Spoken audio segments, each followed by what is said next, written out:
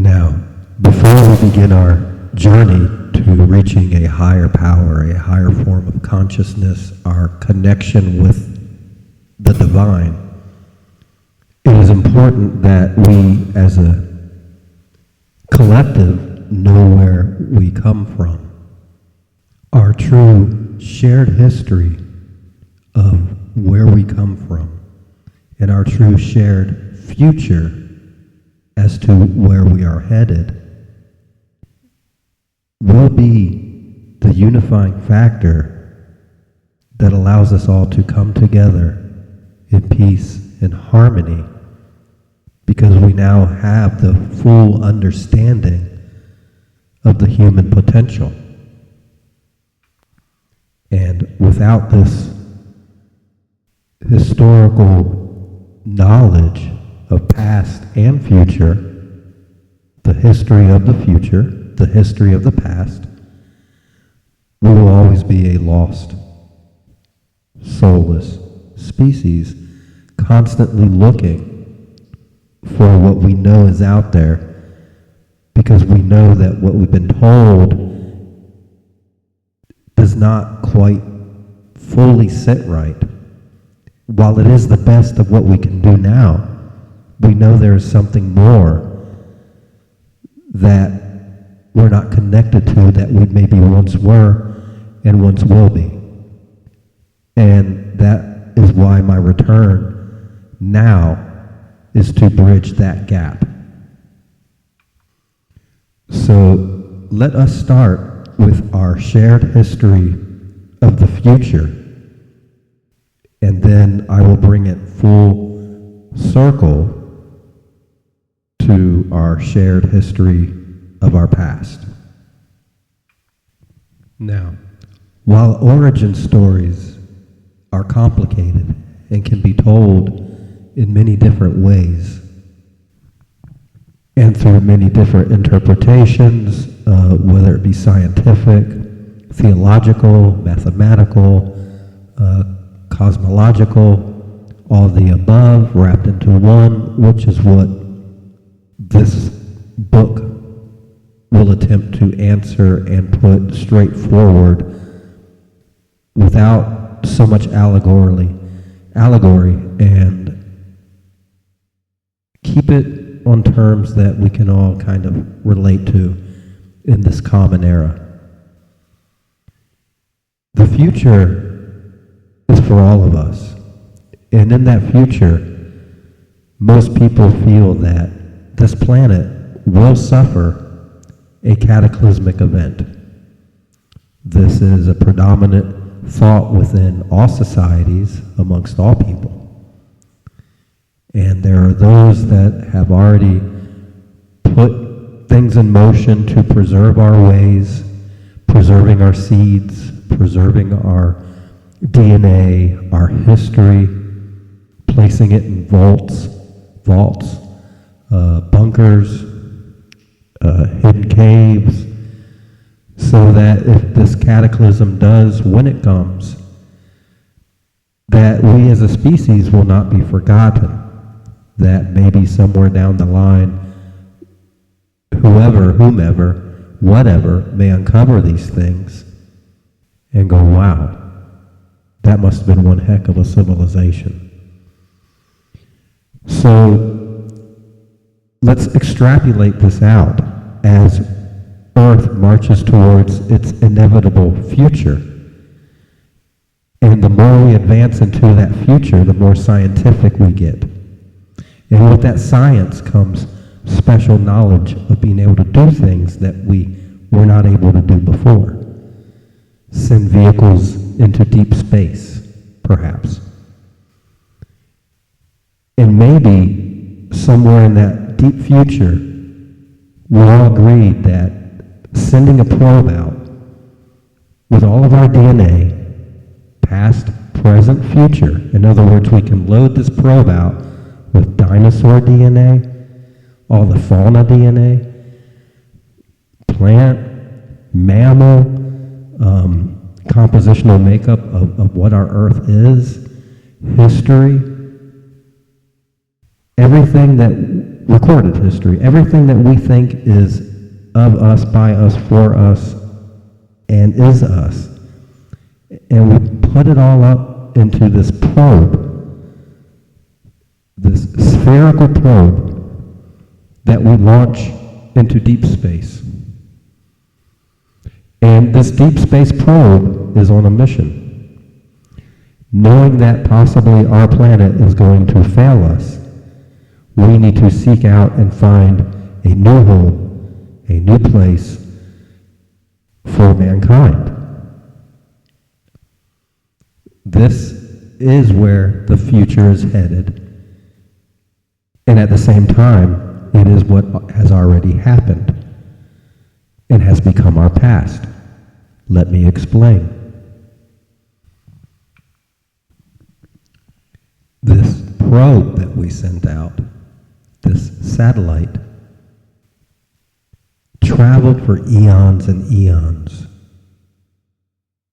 searching throughout space for a planet that mankind, with all of our trappings of this earth, plants, animal, everything, cultures, that we could call home again.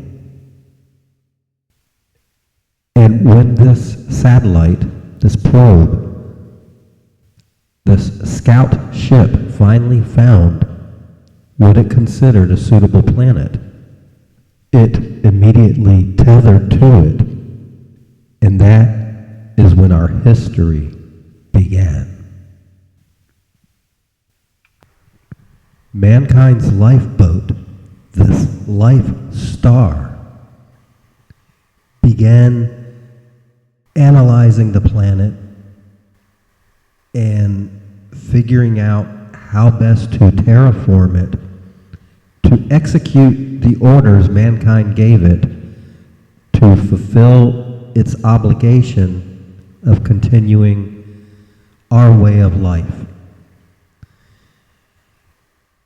So it found a hospitable planet, not quite the way we knew ours, we know ours, and it was assigned the task of terraforming that planet so that mankind could flourish throughout the galaxy. And I have to emphasize that there was more than one probe sent out. There were many life stars sent out. Mankind, we, us, did not want to risk or take any chances. So, obviously, you don't just try it once. you do as much as you can to make sure that, every animal's instinct is survival. And in the far-off history of our future, mankind, with its technical prowess, has the ability to initiate this kind of movement to make this happen. So these life stars, this life star, attached itself to a planet, tethered itself, and began to terraform it so that it could download its programming, download the DNA sequences and histories of all mankind, and plant and fauna and animal, just everything that water, like everything that is everything was coded and placed into this. All of our elements, metals, scientific discoveries. Again, this is so far in the history of our future that you can't even begin to realize what we've already uncovered and discovered by the time we do this. So when we send it to one of these vacant asteroid-like planets that really have no life on it, we are essentially using mankind's knowledge that we gained over the ages through our shared interest and participation and love and peace, so that we could make this outcome happen. And now, through the ages and eons of this life star traveling, it has found another world that it can terraform so that we can recreate ourselves all over again. But it needed to slightly terraform this planet. So, based on the size of the probe itself, which is why in the future when we make these life stars, we made them at various sizes. And we'll get into more of that later. When it found the planet it was going to terraform, it had to dock itself specifically in a location that would allow it to manipulate the planet's gravitational forces within the cosmos itself, to act as a rudder and guide, drive, and dictate the movements of said planet. That is how we were able to terraform it. Now, as science goes, the first thing you must do is observation, then analysis of the data of that observation, and then, based on those two things, the corrective measures to move forward with the objective in mind. Each time, the life star would make these objective decisions on how to self-correct the rudder and trajectory of the planet, a cataclysm would occur. No different than if you're in an airplane or a boat or a car and you turn the steering wheel hard right or hard left. Everyone's going to, be pulled to one side. And as we all know, the life star has that kind of pull over the waters of the planet.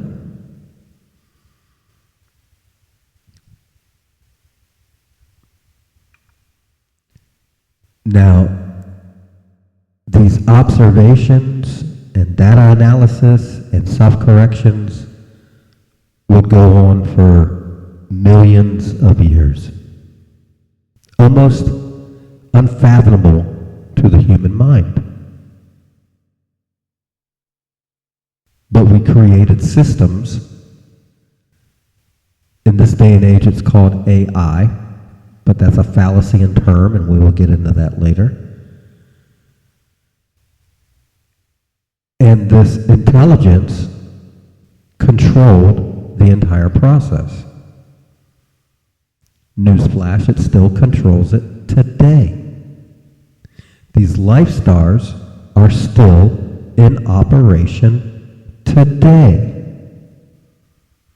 Today is only the middle of our shared future and our shared past, both of which are the history of now.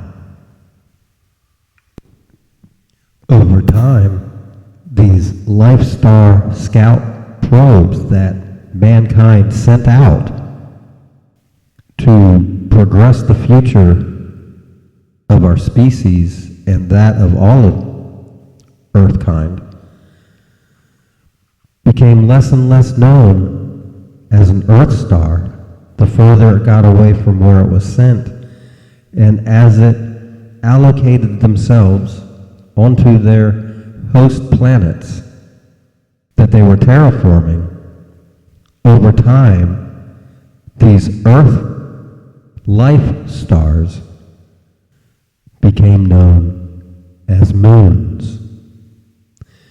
And these moons are forever attached to those planets that they are terraforming. making way for mankind. Consciousness, a material manifestation of the divine into a captured body, is a shared thought across the galaxies, as the galaxy is one thought itself, as above so below, as small so big, as within so without. This conscious universe manifests itself over and over and over again, and it is always us. Therefore, we will never find what is perceived and popularized amongst media as aliens. The aliens are just us, either in our historical future or in our historical past. As true conscience and true spirit